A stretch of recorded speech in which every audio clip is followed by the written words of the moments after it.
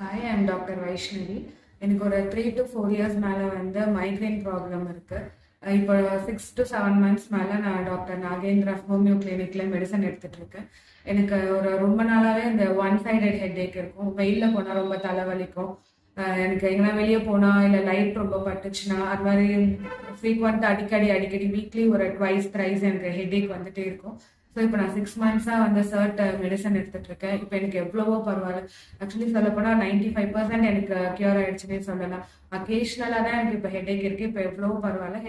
Medicines நான் தொடர்ந்து சாப்பிட்டுட்டு இருக்கேன். எனக்கு இப்போ ஹெட்ஏக் ஆல்மோஸ்ட் க்யூர் ஆகிடுச்சு. நான் வந்து ஒர்க் பண்ணுற இடம் வந்து Tambaram Hindu mission hospital lab technician 8 years work பண்ணிட்டு இருக்கேன். எனக்கு மைக்ரேன் வந்து 5 years இருந்துட்டு இருக்கு. அதுக்கு நான் எவ்வளோ ட்ரீட்மெண்ட் பார்த்துட்டேன். அதில் எதுவுமே எனக்கு க்யூரபிள் ஆகவே இல்லை. ஆனால் வந்து எனக்கு ஒருத்தவங்க ஹோமியோபதிக்கு போனால் கண்டிப்பாக சரியாகும்னு சொல்லும்போது எங்கள் வீடு பக்கத்துலேயே டாக்டர் நாகேந்திர சார் இருந்தாங்க கிளினிக்கு.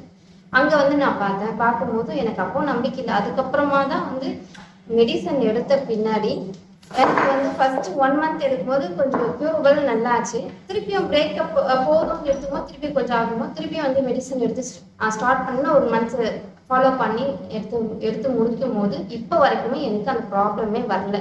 எனக்கு ரொம்ப சந்தோஷம். ஏன்னா எனக்கு மைக்ரேன்றது எந்த டாக்டர்கிட்ட போனாலும் க்யூரபிள் ஆகல. நிறைய டோலோ 650 அந்த பேர நிறைய போட்டு எனக்கு பயம். ஏன்னா கிட்னி லெவல் எப்படி ஆகும்னு பயந்துட்டு இருக்கேன். ஆனால் இப்போ எனக்கு ரொம்ப நிம்மதியா சந்தோஷமா இருக்கேன். இப்போ இதுல அதுக்கு டாக்டருக்கு தான் நன்றி சொல்லணும். ஹோமியோபதிக்கு ரொம்ப நன்றி. தேங்க்யூ.